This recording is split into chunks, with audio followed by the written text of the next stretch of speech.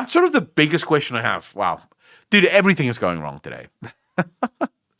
Everything is going absolutely fucking wrong. First time I'm making a video talking out of my ass again, and everything is just going wrong.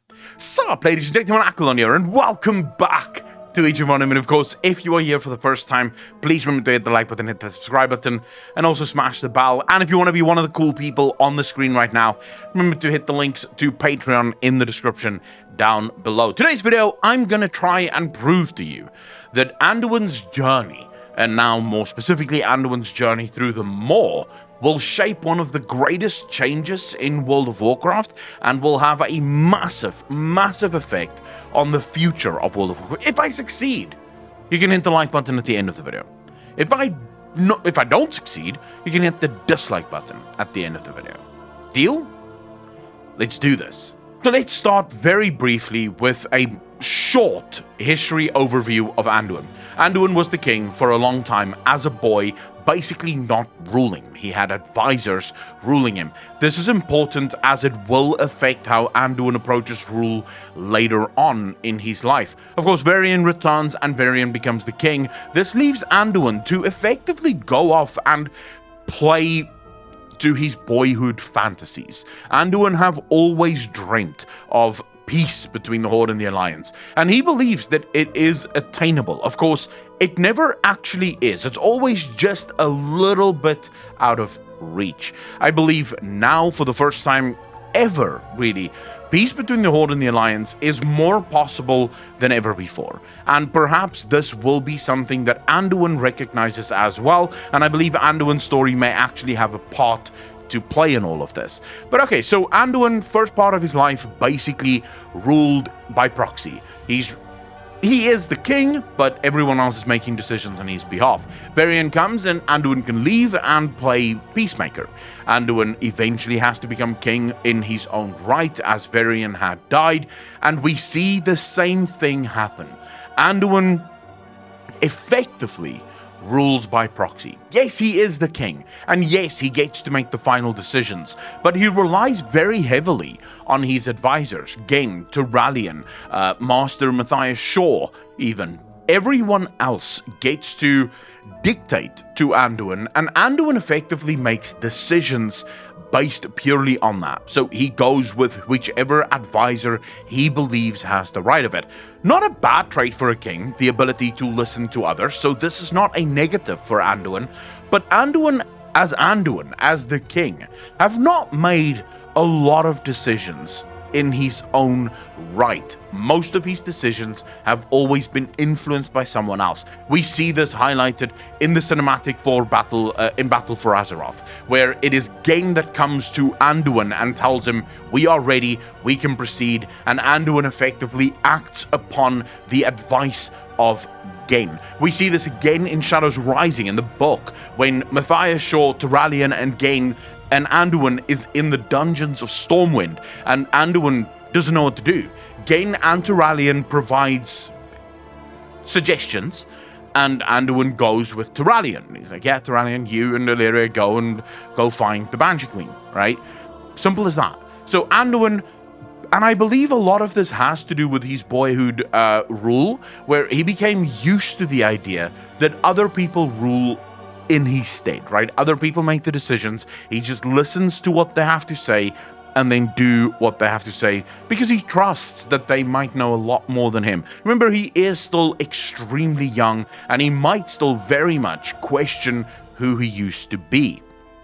Now, of course, Anduin's entire journey got upended when Sylvanas captured him and brought him to the Maw. Suddenly, Zovaal takes control of Anduin. And do you guys remember that bit in the cinematic where Anduin tells Sylvanas that a part of him liked being controlled by Zovaal. A part of him liked what he did while he was controlled by Zovaal. Now, the obvious thing here is that he liked the killing and he liked the evil stuff. I don't actually think that's what Anduin liked. If I read Anduin's history correctly, I think what Anduin liked is that Zovaal is the exact opposite to him. Zovaal knew what he wanted. He acted with no apologies. If he needed to take down one of his brothers or sisters in order to get what he wanted, that's what he would do. There was no hesitation, there was no second guessing. That was it. Anduin, a character that famously second guesses almost everything about himself, got to see what it's like when you don't. When you know what you want and you go for what you want. So Zovaal's journey, I think, had a very profound impact on Anduin and Anduin's way of thinking. Now, just on this, I want to sort of just throw a little bit to why did Zovaal choose Anduin? Because I do think that's an important question to ask. Outside of Ner'zhul, the one champion that Zovaal had no choice in, every single Lich King was a champion of the light. Every single one was a champion of the light. We even hear Zovaal tell Bolvar that you were meant to be the harbinger of my coming. So Zovaal did not dislike Bolvar being the next Lich King. It did not bother him all that much. Because Bolvar, again, a champion of the light, he can live with that. So Zovaal clearly has a plan within the light. Something about the light draws Zovaal. Now, I believe that this actually has something to do with the actual enemy that Zovaal believes is, if you guys don't remember, whenever we killed Zovaal, he actually told us that there is something even more powerful and evil out there in the cosmos. I believe that Zovaal views this as the light. Now, it could be that he still believes this to be the void, which of course makes sense because that's what he told Sargeras, right? He told Sargeras, be afraid of the void. And Sargeras was rightly afraid of the void, and it could still be the void. That might be why he keeps choosing champions of the light. Although, in my opinion, it's more a case of giving the light the finger, right? Sort of like, you think that you're this powerful enemy, but I can corrupt your champions. I can take them for myself, and I can use their knowledge against you, right? This is, I think, why he keeps taking champions of the light. Remember, he captured Bane, Thrall, Jaina, and Anduin, and ultimately chose Anduin. That's the champion that he wanted for himself. Anyways, that's just a little bit of speculation, just sprinkling a little speculation in there for you guys to think about. We'll probably have a future video where we dive a little bit into what is it that Zovaal was ultimately afraid of. We already know of Anduin's connection to the light. This is very well established, specifically in the Battle for Azeroth cinematic, where Anduin finally realizes that he is not a warrior. He is not a sword fighter. He's a priest. He throws down his father's weapon and he raises his hand and he calls upon the light. This is what Anduin does. But of course, the light is no longer the only power within Anduin. This is an important part because it will have an effect on the future of Anduin. In Shadows Rising, we have the second last chapter being almost in some ways a premonition of what is to come. Anduin stands there and in his sort of moment of triumph where they decide the fate of one of Sylvanas' followers, Anduin has void running from his shoulder, his ear area, his shoulder, down his arm into the palm of his hand, and then dissipate in the palm of his hand.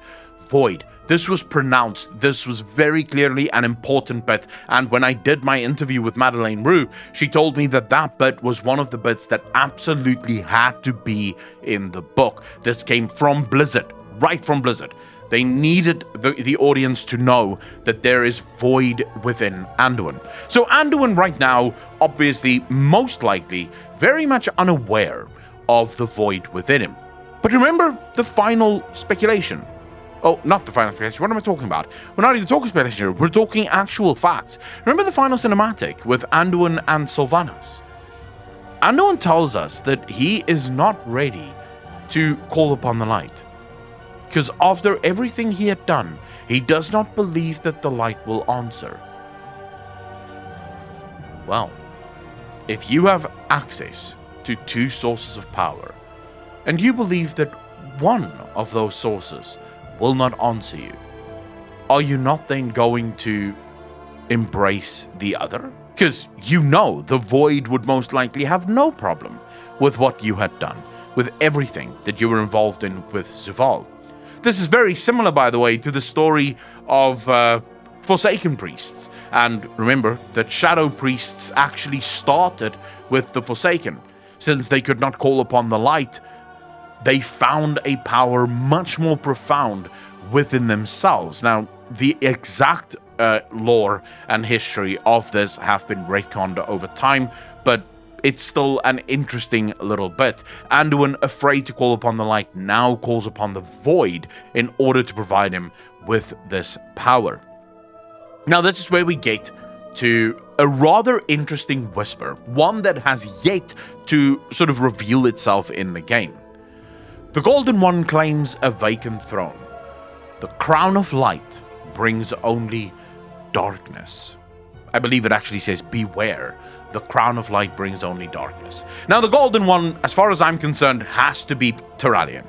I mean, there's no one more gold than Turalyon. Even his skin has a slight golden tint. His eyes are gold. His armor is gold.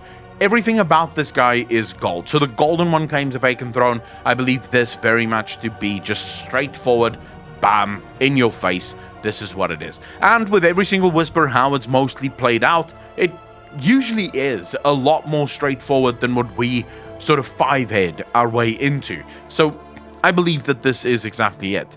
Now, you might think to yourself, but Akalon, Turalyon likes Anduin. Why is Turalyon in any way, shape, or form going to refuse Anduin's return to the throne? Well, where is Anduin right now? Anduin is in the Maw, questioning himself, trying to figure out who he is. For the first time really ever, trying to figure out who he is without anyone else around. Anduin is afraid of the light. So, how much do you want to bet that Anduin, after his quote-unquote hero's journey, comes out the other side, Void Priest? Still too afraid to summon on the light. Do you truly believe that after all of this, right, Anduin comes back and Turalyon goes, oh, it's the Void Priest Anduin, my friend, here's your throne back? I don't think that's going to happen at all. I actually am very excited for the journey that Anduin is on right now, purely because this is truly a hero's journey. Anduin is in there alone. For the first time ever, there's no advisors. There's no one that he can rely on. We saw him talking to Sylvanas, asking her advice, and Sylvanas effectively telling him, I have nothing for you, young lion. I am not here to give you advice. I am here atoning for my own sins, right? So this is it. You're on your own. And Anduin sort of accepting it. I did like the fact that there was almost a type of shared suffering between Anduin and Sylvanas. That was really cool, I think. And I do think that's, by the way, going to mean something in the future, but we'll get to that in a separate video. Okay, so Anduin comes back, Void Priest extraordinaire. Turalyon goes, nope, not the fuck. There's no way that a Void Priest will sit. I don't know what just happened there, but something fell. I don't know what fell.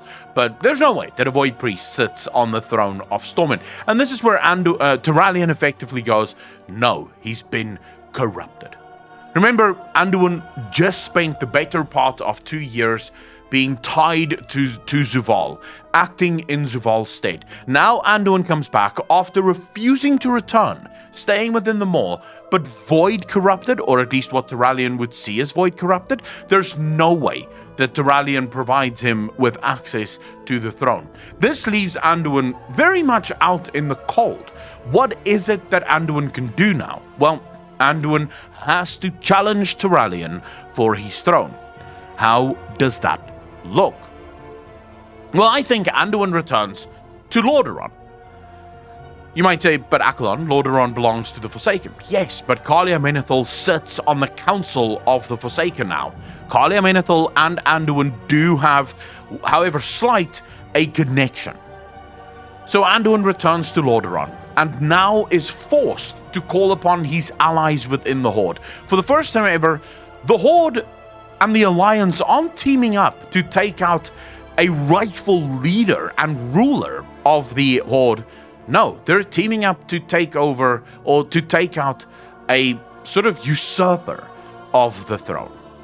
This, I believe, is also a great conduit for the end of the Horde and the Alliance conflict, because allies will now, we as the allies of Anduin, will rally to the side of the King of the Alliance and help him retake the throne of Stormwind. Of course, Turalyon will see this as an incredible slight, most likely linking up with the Scarlet Crusade, and of course trying to get Yrel and the Army of the Light to Azeroth, because they need to subjugate and then also purge the lands of Azeroth of all void creatures. Now, this means that basically Turalyon and Anduin will keep the world divided AF. There's going to be massive divisions and it's going to be quite interesting, but it is sort of going to be the last Horde versus Alliance fight ever. Now, who exactly chooses which side? This is where things, I think, get relatively interesting. Now, we already, if this was before 925, I would have said Gain will most likely choose Turalyon, because Gain was as unhappy with Anduin's decision to forgive the Horde as Tyrande was, right? But looking at how Kalia sends a letter to Greymane telling him that the Forsaken is going to withdraw from Gilneas, Gain actually accepts it. And he's like, I hope that this means that there can be future in the there can be peace in the future.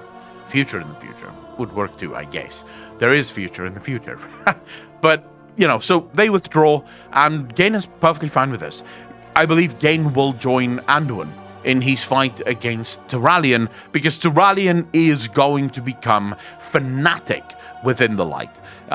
It's something you've never seen before, but we also have evidence of Turalyon being well and truly capable of doing that. Remember, again, in Shadows Rising, it is Turalyon that holds victims down while while Illyria tortures them with the Void.